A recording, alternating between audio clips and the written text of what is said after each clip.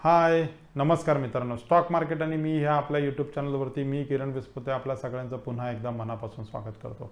तर आजचा जो विषय आपण इथे चर्चेला घेऊन आलोय तो विषय म्हणजे SIP. तर SIPचा जर फुल फॉर्म आपण इथे जाणून घेण्याचा प्रयत्न केला तर तो म्हणजे सिस्टमॅटिक इन्व्हेस्टमेंट प्लॅन. तर आज हा विषय इथे घेऊन येण्याचं कारण म्हणजे नक्की काय, तर बऱ्याच ठिकाणी मला असं दिसतंय किंवा बऱ्याच ठिकाणी मी आता जातो तिकडे मला लक्षात येतं की खूप अनेक लोकांना ह्या व्यवसायामध्ये छोटी मोठी इन्व्हेस्टमेंट करायची आहे, परंतु त्यांना प्रॉपर मार्ग लक्षात येत नाही. तर ती सर्व लोक कोण असतील, समजा काही डॉक्टर्स असतील, काही वकील असतील, काही कॉर्पोरेट क्षेत्रामध्ये काम करणारे, काही मित्रमंडळी असतील, काही स्टाफ्स असतील, तर असे सर्व लोकांना स्टॉक मार्केटमध्ये गुंतवणूक किंवा स्टॉक मार्केटमध्ये इन्व्हेस्टमेंट करायचे आहे, परंतु त्यांना लक्षात येत नाही की नक्की एक्झॅक्टली काय करायचं. तर अशा सर्व लोकांसाठी मी इथे हा व्हिडिओ घेऊन आलो आहे. तर मित्रांनो, काही घाबरायची गरज नाही. आपण सिस्टमॅटिक इन्व्हेस्टमेंट प्लॅन या प्रोसेसच्या थ्रू आपण स्टॉक मार्केटमध्ये इन्व्हेस्टमेंट करू शकतो. तर याच्यात नक्की आपल्याला काय करायचं आहे ते आपण ह्या व्हिडिओच्या माध्यमातून जाणून घेऊयात. तर चला मग मित्रांनो, कुठलाही विलंब न करता आपण आजच्या व्हिडिओला सुरुवात करूया. तर सर्वप्रथम मित्रांनो, आपल्याला इथे काय करायचं आहे, तर छान असा एक म्युच्युअल फंड आपण इथे निवडायचा आहे आणि त्या म्युच्युअल फंडमध्ये आपण SIP म्हणजे सिस्टमॅटिक इन्व्हेस्टमेंट प्लॅन याच्या माध्यमातून आपल्याला त्या म्युच्युअल फंडमध्ये इन्व्हेस्टमेंट करायचं आहे. तर आता म्युच्युअल फंड कुठले कुठले अवेलेबल आहेत, तर तुम्ही इंटरनेटवरती सर्च केलं तर तुम्हाला असंख्य असे म्युच्युअल फंड तुम्हाला दिसतील ज्याच्यामध्ये आपण इन्व्हेस्टमेंट सुरुवात करू शकतो. तर आता बऱ्याच लोकांना प्रश्न पडेल की किती इन्व्हेस्टमेंटपासून आपण म्युच्युअल फंडमध्ये सुरुवात करू शकतो. तर अगदी 500 रुपयापासून ते तुम्ही बऱ्याच तुमच्याकडे जी काही इन्व्हेस्टमेंट तुम्ही मॅक्सिमम अफोर्ड करू शकता त्या इन्व्हेस्टमेंटपर्यंत आपण स्टॉक मार्केटच्या SIP ह्या प्रोडक्टच्या अंतर्गत म्युच्युअल फंडमध्ये आपण इन्व्हेस्टमेंट करू शकतो. तर SIPच्या माध्यमातून म्युच्युअल फंडाच्या माध्यमातून स्टॉक मार्केटमध्ये इन्व्हेस्टमेंट करण्याचे खरोखर काही फायदे आहेत का, तर हो जरूर आहेत. तर ते फायदे आपण इथे जाणून घेऊया. तर सगळ्यात महत्त्वाचा जो काही याच्यातला फायदा म्हणजे काय, की तुम्हाला कुठलाही स्टॉक मार्केटच्या स्ट्रॅटेजीज शिकण्यासाठी ह्यामध्ये वेळ द्यावा लागत नाही. हा सगळ्यात मोठा फायदा. दुसरा फायदा जो आपण इथे जाणून घेऊयात की कुठल्याही प्रकारची मार्केट व्हॉलॅटिलिटी ज्याला आपण म्हणतो, की आज जर तुम्ही स्टॉक मार्केटमध्ये काम केलं असेल तर तुम्हाला लक्षात येईल बरेच लोक स्टॉक मार्केटला घाबरतात. कारण का, की स्टॉक मार्केट जे आहे ते इतकं व्हॉलॅटाईल असतं आणि इतकं आपण म्हणू शकतो की मोमेंटममध्ये असतं की तुम्हाला नक्की कळतच नाही की इन्व्हेस्टमेंट कुठल्या लेवलला करायला पाहिजे आणि कुठल्या लेवलला नाही करायला पाहिजे. मग एक जुनी म्हण तुम्हाला माहिती असेल मित्रांनो, की जेणे काम तेने करूचे, ह्या म्हणीला जर लक्षात घेऊन जर आपण इन्व्हेस्टमेंट करण्याचा प्रयत्न केला तर आपण सरळ आपली इन्व्हेस्टमेंट जर म्युच्युअल फंडाकडे दिली तर सेफली त्यांचे जे काही एक्सपर्टाईज आहे ते एक्सपर्टाईज वापरून ते आपल्याला त्या मार्केटमध्ये इन्व्हेस्टमेंट करून देऊ शकतात. तर दुसरा फायदा इथे आपण जाणून घेतला तो म्हणजे मार्केट व्हॉलॅटिलिटीचा अभ्यास करायची आपल्याला गरज नाही आणि मार्केट व्हॉलॅटिलिटीला घाबरण्याची आपल्याला गरज नाही. तिसरा याच्यातला फायदा म्हणजे काय मित्रांनो, लक्षात घ्या की म्युच्युअल फंडमध्ये इन्व्हेस्ट करताना आपण कुठलाही म्युच्युअल फंडची नेट ॲसेट व्हॅल्यू म्हणजे NAV म्हणजे एखादा स्टॉक जेव्हा आपण परचेस करतो त्याची एखादी व्हॅल्यू असते, 100 रुपीज, 200 रुपीज, 300 रुपीज. तशीच म्युच्युअल फंडाची एक व्हॅल्यू असते ज्याला आपण असं म्हणू शकतो की लेट से 10 रुपीज, 20 रुपीज, 30 रुपीज. तर आपण काय करतोय की प्रत्येक महिन्याच्या एका फिक्स तारखेला आपण एखाद्या म्युच्युअल फंडाची NAV पाहून आपण त्याला त्याच्यातले युनिट्स बाय करतोय. तर म्हणजे फॉर एक्झाम्पल जर समजा एखादा म्युच्युअल फंड असेल आणि त्याची NAV 10 पॉईंट्स असतील किंवा 10 रुपीज असतील, अशा म्युच्युअल फंडामध्ये जर आपण समजा 1000 रुपये इन्व्हेस्ट केले तर 1000 डिवायडेड बाय 10 म्हणजे 100 युनिट तुम्हाला त्या म्युच्युअल फंडाचे तुम्हाला बाईंग करायला मिळतील आणि अशा पद्धतीने तुमचे 1000 रुपये त्यामध्ये इन्व्हेस्ट होतील. मग त्यानंतर काय होतं की समजा फॉर एक्झाम्पल मार्केट क्रॅश झालं किंवा मार्केट पडलं आणि अशा वेळेस त्या म्युच्युअल फंडाची व्हॅल्यू समजा आपण गृहीत धरूया की समजा 10 रुपीजवरून 8 रुपीज आली.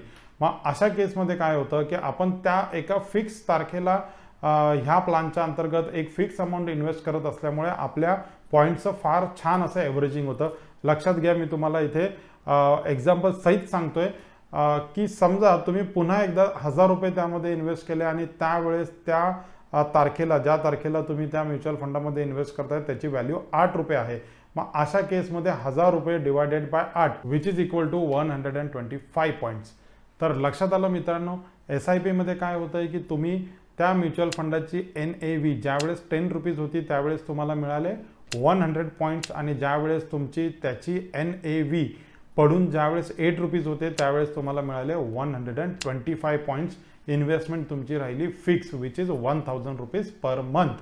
तर मग अशामुळे काय होतं की आपण आपलं ॲव्हरेजिंग जे आहे, ज्यावेळेस मार्केट पडत असतं त्यावेळेस घाबरायची गरज नाही, ज्यावेळेस मार्केट वर जात असतं त्यावेळेसही घाबरायची गरज नाही. कारण की ज्यावेळेस मार्केट वर जात असतं त्यावेळेस आपण केलेल्या इन्व्हेस्टमेंटची व्हॅल्यू ऑलरेडी वाढत असते, त्यामुळे वी आर सेफ. आणि मार्केट ज्यावेळेस पडत असतं त्यावेळेस आपण जे काही फिक्स अमाऊंट टाकून ज्यावेळेस आपण बाय करतोय त्यावेळेस आपल्याला अधिकाधिक पॉईंट म्युच्युअल फंडाचे मिळतात. त्यामुळे दोन्ही साईडला आपण ऑलमोस्ट सेफ आहोत. आणि अशा पद्धतीने आपण ज्याला म्हणतो ॲव्हरेजिंग आणि कंपाऊंडिंग, आपण इन्व्हेस्टमेंट केलेल्या पैशाचं कंपाऊंडिंग आणि आपण इन्व्हेस्टमेंट करत असलेल्या पैशाचं ॲव्हरेजिंग फार छान होतं. आणि लॉंग टर्ममध्ये एक छान अशी वेल्थ आणि गुड अमाऊंट क्रिएट करण्यासाठी तुम्हाला म्युच्युअल फंड आणि SIP हे उपयोगाला येतं.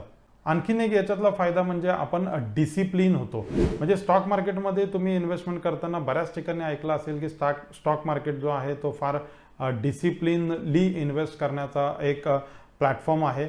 परंतु आपण ज्यावेळेस इंडिव्हिज्युअली इन्व्हेस्टमेंट करण्याचा प्रयत्न करतो त्यावेळेस आपण कुठेही डिसिप्लिन राहत नाही.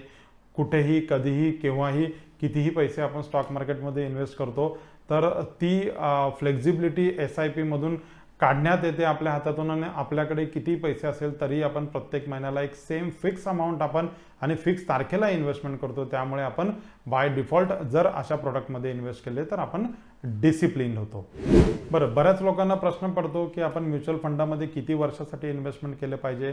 तर इथे मी तुम्हाला रिकमेंड करेल की तुम्ही कुठेही इन्व्हेस्टमेंट करा, परंतु मिनिमम 3 वर्ष ते 5 वर्ष हे म्युच्युअल फंडामध्ये जर आपण पैसे गुंतवले तर आपल्याला छान असं रिटर्न इथे येऊ शकतं. तर चला मग मित्रांनो, ह्या पुढील व्हिडिओ आपण एका स्क्रीनच्या माध्यमातून समजून घेऊया, ज्यामध्ये आपण ज्यामध्ये मी तुम्हाला दाखवेल की जर मंथली अगदी आपण मिनिमम अमाऊंट 3000 ते 5000 रुपये इन्व्हेस्ट केले आणि जर ते 5 वर्षासाठी इन्व्हेस्टमेंट करून ठेवले तर नक्की आपल्याला त्यामधून किती रिटर्न किंवा ROI मिळेल. तर चला मग मित्रांनो, आपण स्क्रीनच्या माध्यमातून ही गोष्ट जाणून घेऊयात. तर मग मित्रांनो, आपण सर्वप्रथम इथे गुगलवरती जाऊन ज्यावेळेस आपण SIP कॅल्क्युलेटर ज्यावेळेस आपण इथे टाईप करतोय त्यावेळेस पहिली वेबसाईट आहे grow.in कॅल्क्युलेटर्स नावाची. त्या वेबसाईटवरती ज्यावेळेस जाऊन आपण SIP कॅल्क्युलेटर ज्यावेळेस आपण क्लिक करतोय त्यावेळेस आपल्याला एक छान असं मंथली इन्व्हेस्टमेंटचं आणि लमसम इन्व्हेस्टमेंटचं ते आपल्याला ऑप्शन विचारतायत.